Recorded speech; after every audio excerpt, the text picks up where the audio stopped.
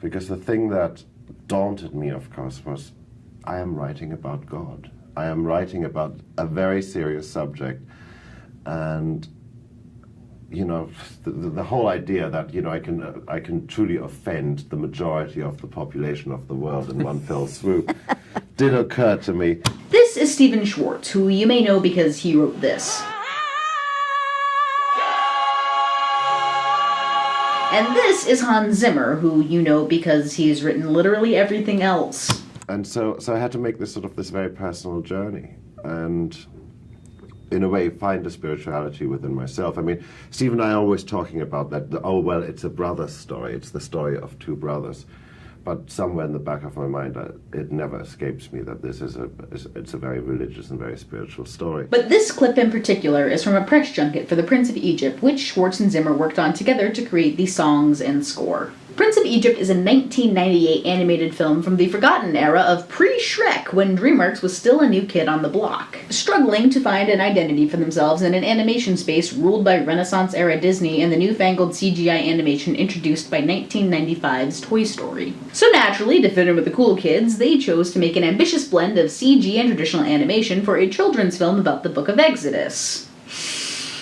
And somehow it turned out as one of the best animated films of all time. Heck, I'd even go as far as saying one of the best playing movies of all time. From the same studio that would later bring you the Academy Award-nominated Boss Baby. Cookies are for closers. And that clip I just showed you of Hans Zimmer really highlights what I imagine was a central question when it came to this film's production. This is the story of Moses, a major prophet in not just one, not two, but 3 major religions followed by millions of people across the globe. And moreover, this film doesn't shy away from widespread infanticide, the 10 plagues, the death of the firstborn, and even a depiction of God. So how did DreamWorks get away with showing any of this stuff in a PG film that was largely marketed towards children? But not only that, how did they do it so well? Even if you strip everything down to just the creation of music for this film, I can't help but wonder if it's frankly an irrational question. Because how do you possibly write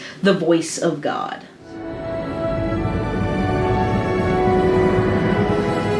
I shall be with you, Moses. Hello, my name is Lorna, welcome to the Theatrical YouTube channel, and okay, here's the thing. Way back a couple of months ago, I made a video about How to Train Your Dragon for the One Musical Scene YouTube compilation, which I still stand by the way. I think it's an awesome video, not to toot my own horn or anything, but it was also incredibly rushed. Like, I literally wrote the script in an hour, filmed it as quickly as possible, and had the whole thing edited by that afternoon. And then immediately after that, I packed up my entire set so I could move back to my hometown just 3 days later. I just didn't have time to make anything else. And if I'm being honest here, if I did have the time to really pick one musical scene that impacted my life, I probably wouldn't have chosen How to Train Your Dragon at all. I do love that movie, but everyone already knows how great it is. People already talk about why Test Drive is such an incredible scene. I wasn't breaking new ground or anything. But there is another DreamWorks film that contains a scene that had an equally big, if not bigger, impact on my childhood that is not talked about nearly as often. The burning bush in The Prince of Egypt. Me? But I can't be the only kid who watched this film every single year in Sunday school, right? I mean, it did commercially well at the box office, so it's not like it was a flop or anything. And the voice cast is filled with everyone from Voldemort and Batman to like 60% of the Only Murders in the Building crew. Every spell and gesture tells you who's the best. You're playing with the big boys now. And who knows, maybe Selena Gomez was just uncredited as the voice of Baby Moses. It's not impossible. And this is just occurring to you. Okay, I'm already getting off track here. My point is that it's an awesome scene from an awesome movie. Which is crazy, because it also had the impossible task of depicting the moment Moses first encounters God in a burning bush. And a big part of why this scene comes across as sincere, earnest, or epic instead of just cringy or ludicrous is because of the music in Hans Zimmer's score. So again, we have to ask ourselves, how do you write the voice of God without coming across as offensive or as a joke? And this wasn't a problem isolated to the music department. I cannot imagine how many drafts of every scene went through the writer's room before the final script was approved. And when it came to casting, the filmmakers made the brilliant choice of having Val Kilmer do the voice for both Moses and God. I don't understand.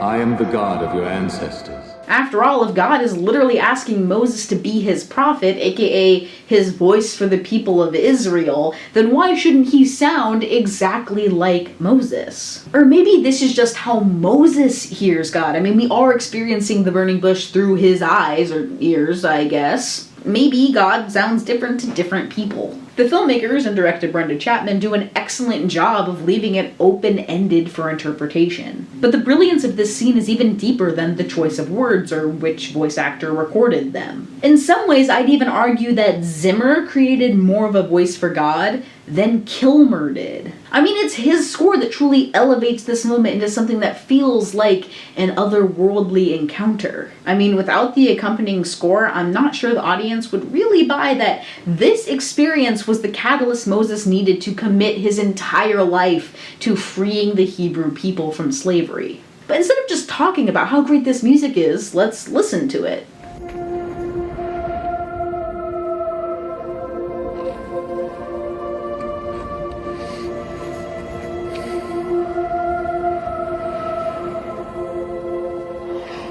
Okay, so if you were listening closely, you might have caught the main leitmotif in the burning bush scene. It sounds like this. This little snippet of melody is used repeatedly throughout the film to represent God, or a miracle, which if you think about it, is just God in context. Basically, these 5 notes are the voice of God in the film. Now, while he is a prolific composer, Hans Zimmer isn't exactly everyone's cup of tea. For example, I've never met anyone who says he's their absolute favorite. Can I say he's overrated in a video talking about how underrated a piece of his music is?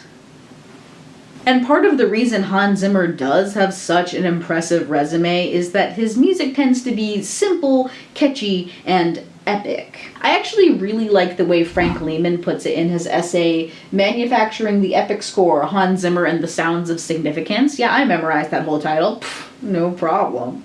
More than perhaps any other composer currently working in Hollywood, Zimmer has defined the epic sound, significant, portentous, heroic, incredible, for today's listeners of multimedia texts. And Lehman also begins this essay with a quote from Christopher Nolan, who frequently uses Zimmer's music in his films. Hans is a minimalist composer with a sort of maximalist production sense. In other words, he writes simple melodies but then orchestrates them like this.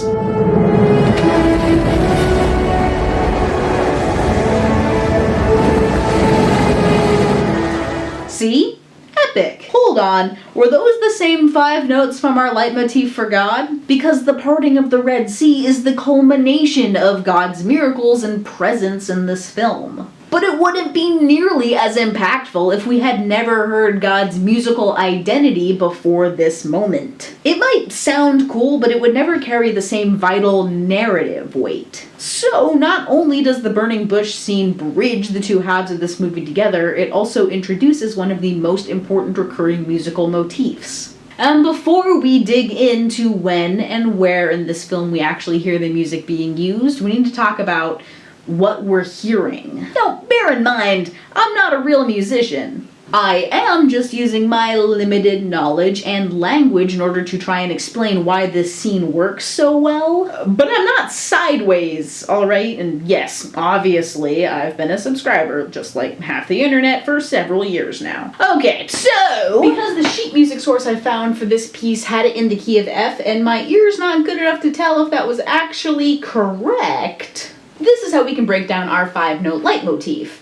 F, F, E, C, D. Basically, we start on the tonic, aka the first note of a major scale, which in the key of F is unsurprisingly an F. Gee, I wonder if that's how they name the scales. Then we jump up the octave to another F, and then descend down the scale to an E, a C, and resolve up a step to a D.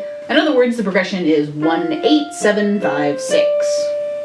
And please let me know if I missed anything in that notation. I literally can't tell if any of those are supposed to be minor or augmented or whatever. And right away, we can start to tell something pretty significant about that sequence, mainly that it starts with a perfect eighth interval, also known as an octave.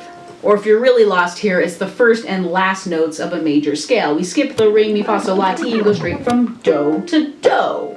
And despite being difficult to sing, octave jumps are not particularly uncommon when it comes to songwriting. Like, I guarantee you've heard one before. For instance, the Happy Birthday song has one smack dab in the middle, which makes it a strangely difficult song to choose as an annual children's tradition, but I digress. Two more significant examples for film language are this,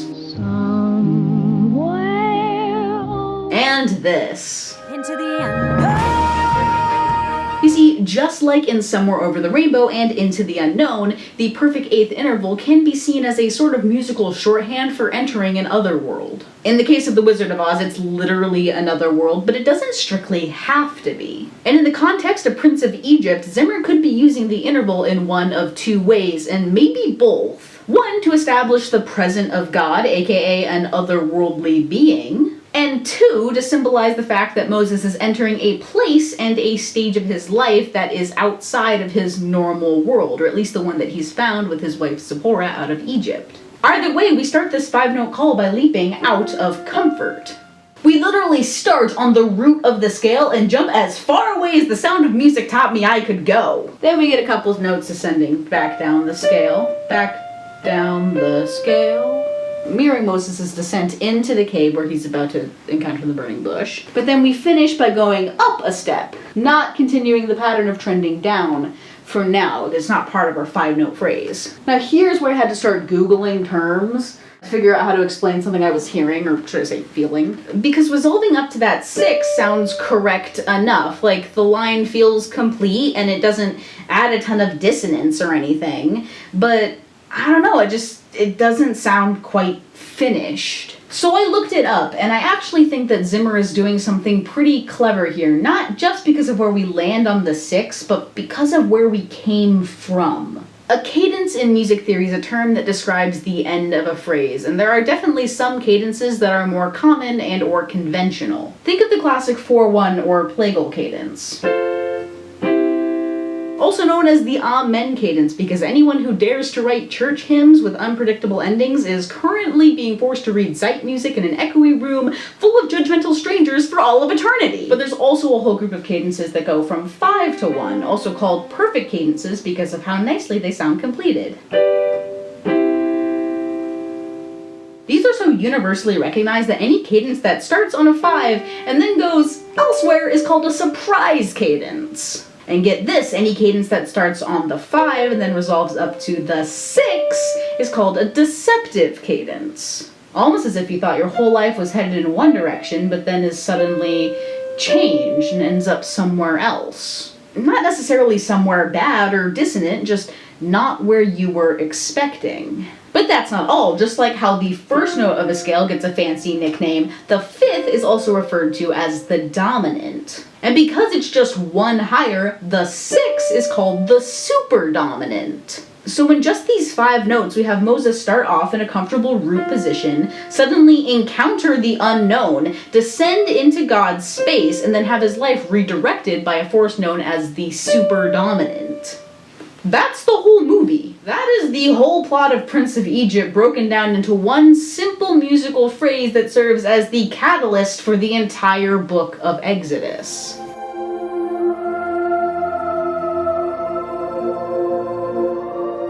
Which is why it's also the very first thing we hear before the title card has even rolled to start the film. We also hear this musical phrase as Moses performs the miracles of God, or right before we hear Val Kilmer's performance as God.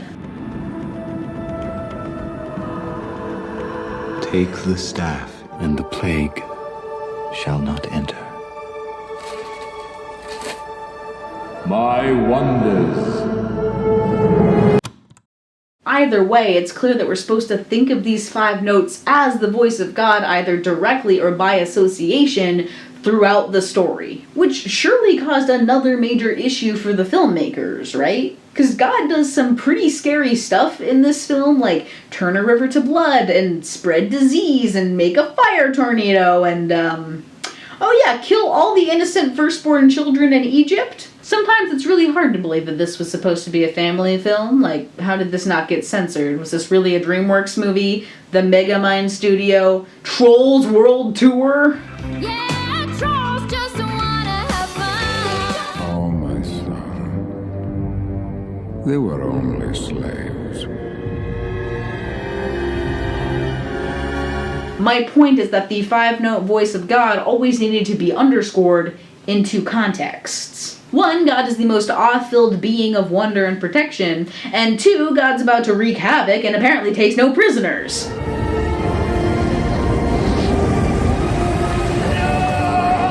God is both glorious and frankly terrifying in this film, and the music department was given the task of creating a musical identity that could do both at any given moment. Even in the burning bush scene, there are multiple stages where Moses goes from trepidation to doubt to fear to wonder to inspiration. All of which are communicated by changing the arrangement and orchestration rather than the composition of the piece. And that's where Zimmer's methodology of maximalist production and minimalist composition really shine. You can always transform a simple melody to fit the context. It's not about the notes themselves, it's literally everything else that creates this dramatic effect. So how do you write the voice of God? I feel like I keep coming back to this as our central question because the answer seems so frustratingly obvious. At least according to the Prince of Egypt, the voice of God needs to sound familiar. Take the staff in your hand, Moses. Whether it's casting a voice actor who we've already spent half the film with, or writing music that uses common intervals that are often used to evoke familiar feelings. The simplicity of Zimmer's writing is what makes this music work so well. The orchestration and instrumentation of the music might sound ethereal or grand, but that's just really on the surface level of your listening experience. When it comes to what you're actually hearing, the melody isn't complicated at all, which seems counterintuitive to me. After all, if I was trying to write a musical theme for a being of incomprehensible power, my first instinct would be to write something incomprehensible. Something super unconventional or packed with complicated rhythms and patterns. Something that would take a lifetime to unpack. But I think I'd be missing the point. Because God's role in this film is not complicated. His message is very clear. He wants Moses to deliver the people from slavery in Egypt. And the reason Ramesses doesn't listen to Moses is because of his own stubbornness and pride, not because the request is difficult to understand. The voice of God, both through Moses and the film's score, is so powerful because it is familiar, conventional, and simple. And it feels intimate because we, the audience, aren't separated from the meaning by years of music theory and incoherent noise that only makes sense on paper. But don't mistake simplicity for a lack of development. After he first communes with God, Moses leaves the cave and returns home to tell his wife Zipporah what happened. And we watch as his pure joy and excitement overcomes his need for words.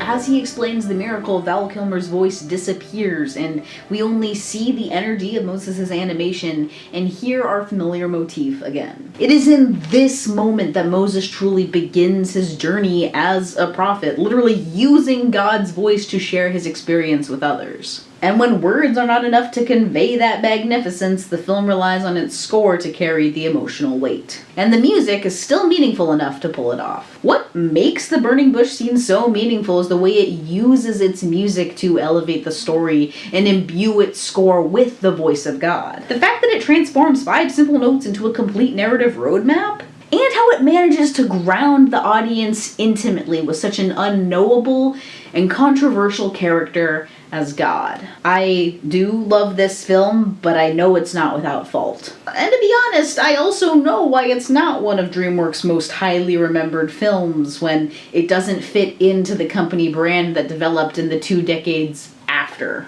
And I realize that it's not universally loved, but at the very least, I would personally be pretty upset if the world forgot about this score or swept it under the content rug. If Disney has a vault, DreamWorks has a Value Village throw. I mean, when are we ever going to get an animated musical version of an Old Testament story again? Probably never. But Prince of Egypt does too much with too little to be reduced to a footnote just because the studio might be afraid it went too far. Or that they can't sell future merchandise or build a franchise off of an IP empire. Hey, I might be wrong here, but it's not like Shrek spanned in multiple countries on the grounds of moral and religious insensitivity. The whole idea that, you know, I can truly offend the majority of the population of the world in one fell swoop did occur to me. I'm just saying that Zimmer's fears weren't entirely unfounded. So I'm just glad we got some incredible art anyway. Or, at the very least, one musical scene. With all my wonders. Hey, did you like this video? I liked this video. And I actually have broken down some musical stuff before, so if you're interested in seeing why Surface Pressure from Encanto is a cinematic masterpiece, you can click on the boxes that will appear shortly on the screen here. And while we wait for that, feel free to subscribe to the channel if you haven't already, because hey, you made it this far. So I assume you like something about this video. Maybe it was me. You can also follow us on Twitter at Theory_Central to brag about how you always love this film and it was never underrated for you. Or consider supporting us on Patreon, like the incredible David W. and Alex Toquinto, who I'm pretty sure are not currently covered in pestilence and plague. As for the rest of you, I hope you don't have a secretly adopted exiled brother who's returned to set his people free from your iron grasp. You should probably let them go. Anyway, thanks for watching. Please roast me politely if my music theory wasn't 100% accurate, and I'll see you later. I am that I am. I don't understand. Moses!